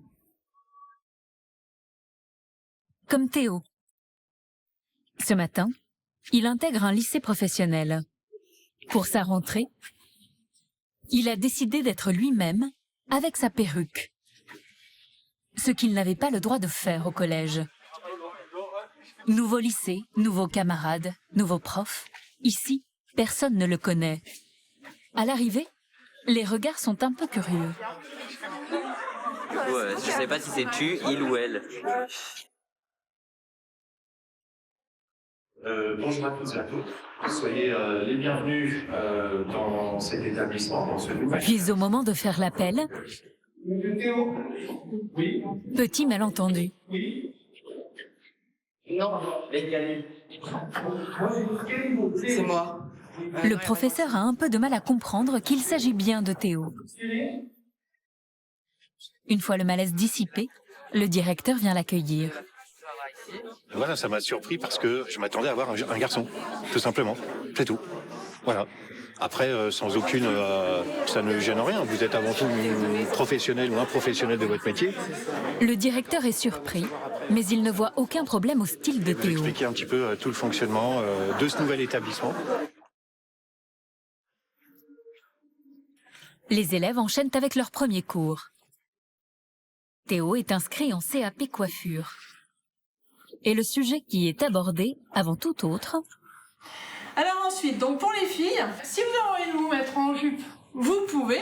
La tenue adaptée pour ces jeunes apprentis. Pour monsieur, vous pouvez très bien porter donc des t-shirts. Théo a déjà commencé à travailler dans un salon de coiffure et il a des questions pour sa professeure. Est-ce que c'est normal de refuser quelqu'un avec une perruque dans un salon de coiffure? Et est-ce que vous avez posé la question à savoir quelle était la raison pour laquelle il ne souhaitait pas que vous portiez Elle m'a votre dit perruque tout simplement qu'en coiffure on cache pas nos cheveux. Je pense qu'il faut discuter avec eux, savoir ce qu'ils reprochent à ce complément capillaire là. Vous en avez d'autres ou vous avez que celle-ci? J'en ai 11. 11. D'accord. Il faut les prendre en photo, il faut leur montrer quelles sont celles que vous pourriez à la limite accepter.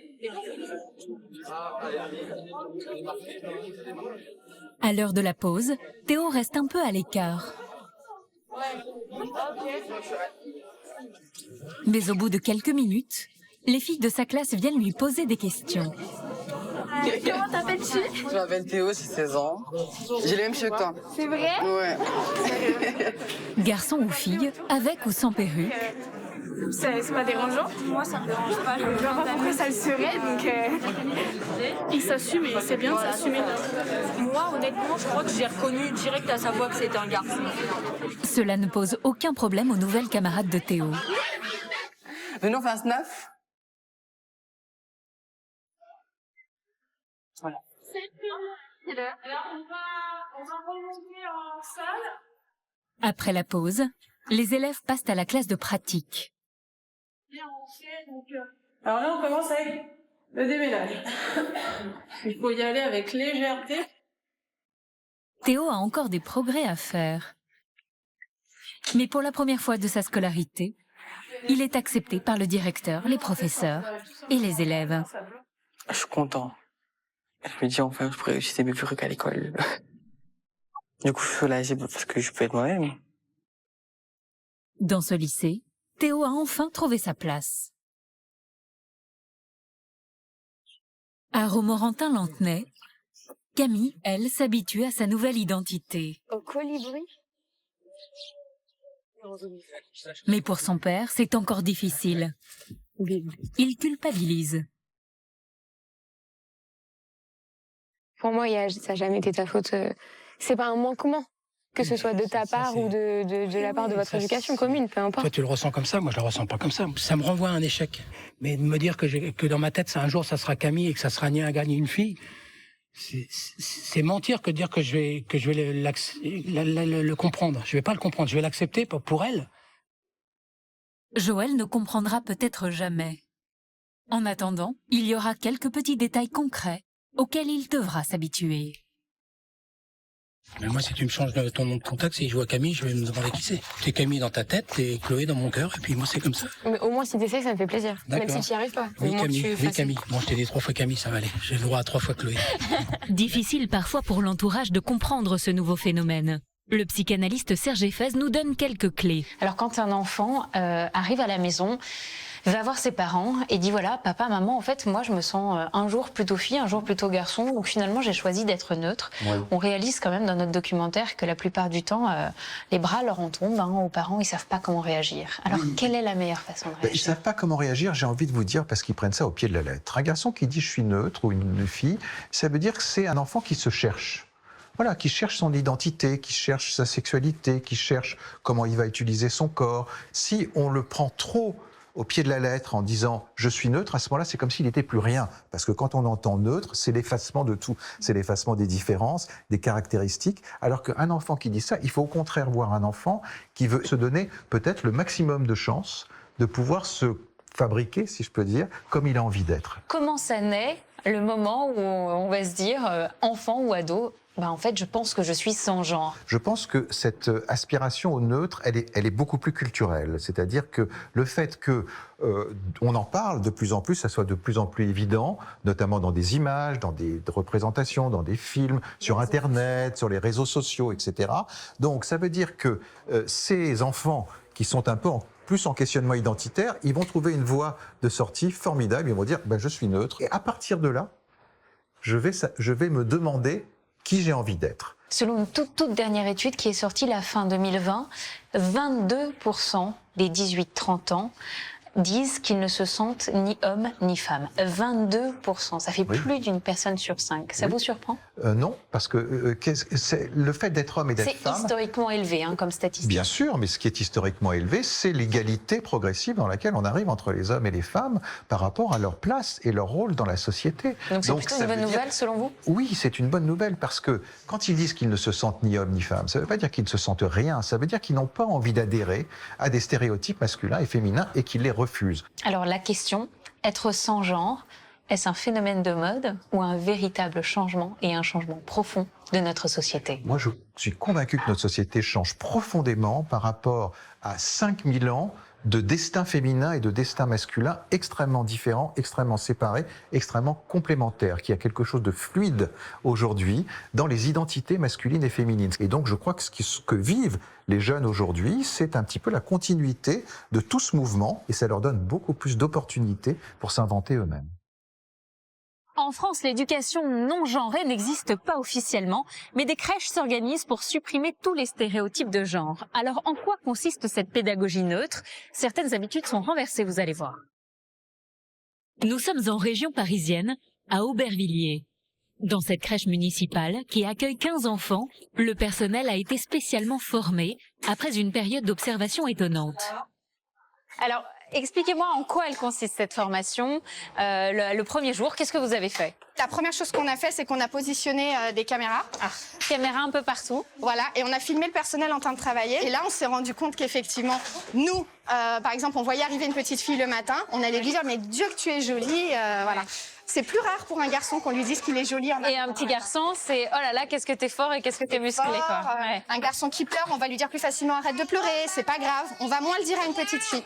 Parce que pour une petite fille, c'est normal, une fille c'est sensible, ça pleure, donc voilà. Et il a fallu se dire maintenant on va arrêter de faire ça. C'est juste nous de prendre conscience. C'est de la prise de conscience. C'est de la prise de conscience. Alors comment s'est organisée cette structure pour un petit peu renverser les habitudes? On ne se met jamais autour d'une table pour faire une activité autour du genre. C'est ça l'éducation non sexiste, c'est faire en sorte qu'un enfant, quand il arrive sur une de nos structures, notamment ici sur la pirouette, il puisse avoir le choix de jouer avec une poupée, de jouer au garage, de voilà. Donc là, le coin dinette, classique dans les crèches, il a été agrandi de manière à ce qu'il y ait beaucoup plus d'enfants qui puissent jouer dedans, donc à la fois des filles du coup et des garçons. On parle beaucoup de la dinette, mais qu'est-ce que ça apporte la dinette concrètement aux enfants? On apprend beaucoup de choses avec la dinette, notamment du vocabulaire. Vous voyez ma collègue qui est à table, elle va tout verbaliser les actions qu'elle fait avec les enfants. Tu veux ouvrir, tu veux mettre à l'intérieur de la casserole, donne-moi une cuillère, voilà, on va lui dire donne-moi la courgette, elle est verte. On s'est aperçu que les petites filles arrivées en CP avaient beaucoup plus de vocabulaire que les garçons. Par contre, les petites filles, souvent, sont moins douées pour aller empiler des cubes dans la logique ou les choses comme ça, pour faire des tours, parce que ça c'est plutôt réservé aux garçons. Aux garçons, les jeux de construction, d'empilement. D'où l'intérêt de croiser les espaces. Oui, donc garage, cuisine complètement collé. Hein, complètement collé. Alors, on fait juste attention parce que du coup, c'est un peu miné. Il y a des petites assiettes et des couvercles un peu partout. Ouais, c'est ça. C'est vivant. Hein. C'est vivant. Quand les parents découvrent qu'ici, on a une éducation, une pédagogie le plus neutre possible, comment ils réagissent? Au départ du projet, vraiment, c'était des inquiétudes.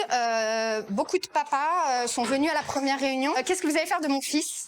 Il y a un papa africain qui me disait c'est vrai que moi, j'ai toujours élevé ma fille comme on a élevé les filles dans mon pays, dans ma famille.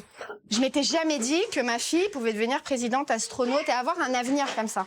Donc du coup, ça l'a quand même fait cheminer et il y a aucun parent qui a refusé qu'on travaille cette dimension-là. Ils sont tous d'accord, ouais, ils ont tous été convaincus par le projet. Après, voilà, quand les parents arrivent et qu'ils se rendent compte qu'on travaille comme ça, on va répondre à leurs questions et leur dire que nous, ce qu'on voulait, c'était que les petites filles restent des petites filles, les garçons restent des garçons, mais qu'on ouvre le champ des possibles. Et vous avez aussi bouleversé un peu la bibliothèque. Ouais, on va aller voir. Parce que ça, au niveau des genres, c'est très installé. On s'est aperçu effectivement que dans les livres, il y avait assez peu d'héroïnes. Par exemple, si on prend ce livre-là, une maman, elle est souvent représentée dans la cuisine. Et souvent, le papa, il est représenté en train de lire le journal. Alors, c'est quoi un bon livre non genré? Vous avez des livres comme Mon papa, et ce livre, il va jouer un peu des stéréotypes.